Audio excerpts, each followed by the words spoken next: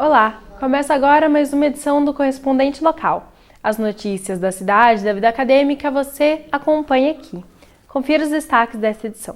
Caminhoneiros autônomos enfrentam problema com o valor mínimo do frete. No dia 14 de junho, professores e servidores saíram às ruas contra a reforma da Previdência, o governo federal e o governo Ratinho Júnior. Intolerância religiosa gera debate em espaços culturais.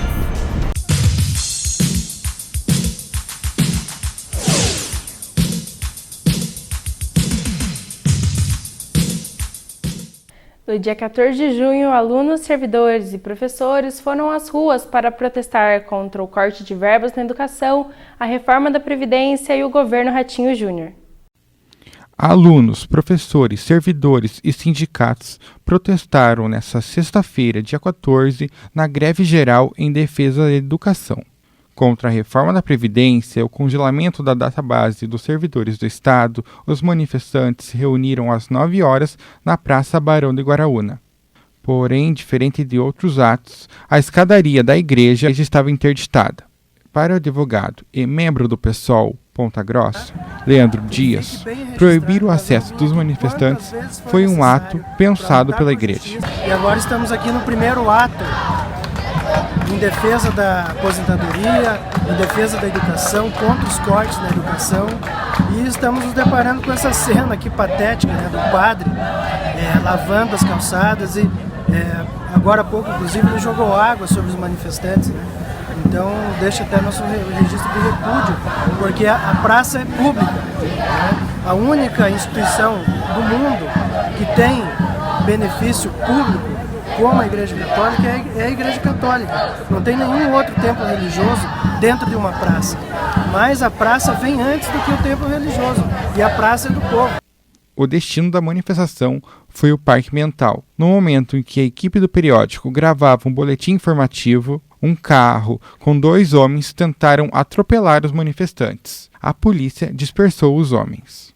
A greve geral é um desdobramento dos movimentos do dia 29 de abril, 1º, 15 e 30 de maio, contra os cortes na educação pública e o governo federal, e aqui no Paraná, o governo Ratinho Júnior. Uma das reivindicações dos servidores do Estado é a reposição das perdas salariais pela inflação em 17,04%, medida adotada pelo ex-governador Beto Richa e mantida pelo atual governo. A vice-presidente do Sindepg, Karina Alves da Silva d'Arcoleta, os atos servem para mostrar os desmandos do governo federal e estadual.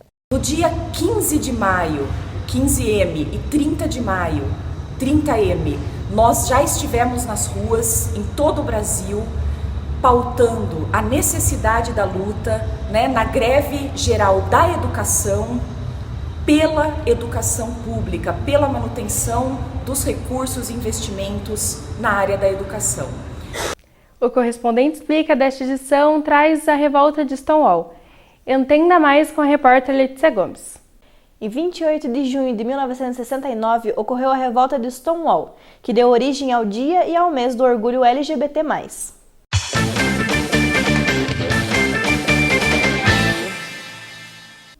Localizado em East Village, no estado de Nova York, o bar Stonewall Inn era o ponto de encontro dos marginalizados e principalmente dos gays. Na madrugada do dia 28, policiais realizaram uma batida pela 3ª vez seguida em pouco espaço de tempo. 9 policiais entraram no bar e prenderam funcionários, agrediram e levaram sob custódia frequentadores do bar. Isso gerou revolta e manifestações que marcaram o início do movimento LGBT+. No Brasil, o movimento começou na década de 1970, em bares e clubes. Nesses locais eram circuladas publicações homossexuais, como Lampião da Esquina e Xana com Xana. Em 1980, o Brasil contava com 20 grupos. Entretanto, as publicações foram se dissipando. 5 anos depois, eram apenas 6. Com a eclosão da AIDS, os LGBT+, precisaram se reorganizar em combate à doença. Dessa forma, novos grupos e projetos se firmaram ao longo do país, como o Grupo Gay da Bahia e o Triângulo Rosa. Em Ponta Grossa, a primeira parada cultural LGBT aconteceu em novembro do ano passado.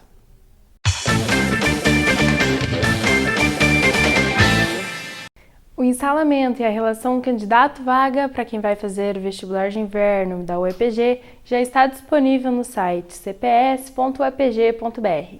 As provas serão no dia 7 e 8 de julho e o resultado sai até dia 30 de agosto. Representantes religiosos se reúnem no Parque Ambiental para discutir a intolerância religiosa. Em 2019, a intolerância religiosa ainda acontece no Brasil. Por conta disso, a cada 2 semanas, adeptos do Candomblé, da Quimbanda e da Umbanda se reúnem no Parque Ambiental com o objetivo de debater sobre o fim do preconceito e da discriminação religiosa. O nosso movimento é contra a intolerância religiosa, é pelo Estado laico que existe no nosso Brasil. Então, todas as religiões têm que ser respeitadas. Em Ponta Grossa, existem mais de 5.000 terreiros. No dia 1º de maio, o terreiro do Pai Everton foi atacado. Os vândalos quebraram o muro, jogaram objetos e ameaçaram o Pai de Santo, sendo este o mais recente caso de intolerância religiosa noticiado na cidade. E unir forças e acabar com o preconceito religioso e desmistificar que não é diabo, não é demônio, como o povo fala. Dados divulgados pelo Ministério da Mulher, Família e Direitos Humanos mostram que no ano de 2018 foram 506 casos registrados no Disque 100. Entre os segmentos mais atingidos estão Umbanda com 72 denúncias, Candomblé com 47, Testemunhas de Jeová com 31, Matrizes Africanas com 28 e alguns segmentos evangélicos com 23. A minha casa já foi apedrejada, minha casa já foi pelos vizinhos dito que era obra e magia negra do diabo, né? Mas assim, eu não me calo não, tá? Eu sou federada, eu fui à justiça, ganhei 2 processos de intolerância religiosa, onde tiveram que se fazer uma retratação. O preconceito também acontece com a religião islâmica, muitas vezes por falta de conhecimento. Os brasileiros não sabem sobre o Islã muito. O Islã não é uma religião violência. O Islã é uma religião carinha. Em 2015, a mesquita Imam Ali foi invadida por 2 homens que destruíram móveis, livros religiosos e lustres das salas de orações. Em anos anteriores, o local sofreu outras invasões. A mesquita Imam Ali, a Sociedade Beneficente Muçulmana, tem mais de 40 anos e aproximadamente 150 pessoas de Ponta Grossa seguem a religião e frequentam o templo. Nesses casos, Disque 100. O serviço é gratuito e funciona das 8 da manhã até as 10 da noite. As denúncias também podem ser feitas pelo e-mail disquedireitoshumanos@sdh.gov.br.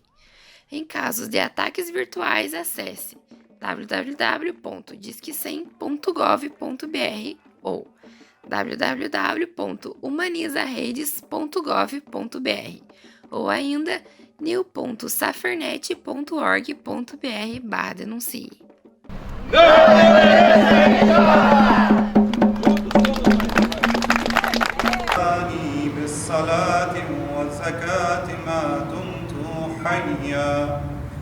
Caminhoneiros autônomos enfrentam dificuldades para se manter na profissão. O caminhoneiro exerce um trabalho árduo, difícil de ser executado e que não é valorizado. Caminhoneiros autônomos reclamam que a tabela mínima do frete não é respeitada pelas empresas. A tabela de frete ela vai ajudar com que a gente trabalhe com os preços justos. Ela representa o preço de custo do transporte para o caminhão. Hoje em dia, como ela não está sendo respeitada, todos os caminhões estão sendo sucateados. O motorista não consegue fazer a manutenção do próprio caminhão. A tabela do frete mínimo foi estipulada em maio de 2018 e resultado das greves dos caminhoneiros.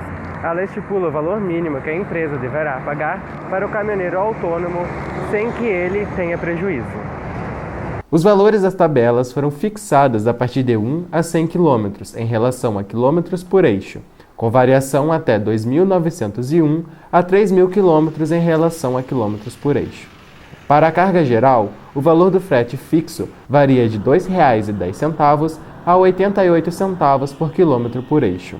Por exemplo, Um frete de Ponta Grossa para São Carlos, no interior de São Paulo, numa distância de 538 quilômetros, o valor mínimo do frete fica em R$ 1.581,72. O caminhoneiro reclama que a tabela do frete não considera outros gastos que o caminhão tem, como as visitas às oficinas, a manutenção do caminhão e a renovação da frota. O que está acontecendo hoje no Brasil é o sucateamento da frota. Somente transportadoras grandes, com contratos com empresas grandes, que estão conseguindo ter renovação de frota e essas coisas. Ou empresas que fazem transporte próprio. Ele também comenta que as empresas não respeitam o trabalho do caminhoneiro. A dificuldade hoje em dia uma delas é respeito. São poucas empresas que têm respeito por um caminhoneiro. A maior parte delas, você vai fazer uma entrega ou vai carregar, você chega lá, se apresenta e não tem onde você ficar, não tem um banheiro, não tem onde você tomar uma água fresca, ou você tem isso no caminhão. Tem muitos lugares que não tem nem onde você fazer uma refeição. Você chega às 10 horas da manhã, sai 5 horas da tarde e você vai ficar sem comer. No Brasil, existem 1.434.888 caminhões. 56,6% deles pertencem aos transportadores autônomos, o que corresponde a 881.916 veículos. Ficamos por aqui com essa edição do Correspondente Local. Não deixe de apoiar o jornalismo universitário, se inscreva no nosso canal e acompanhe nossas redes sociais.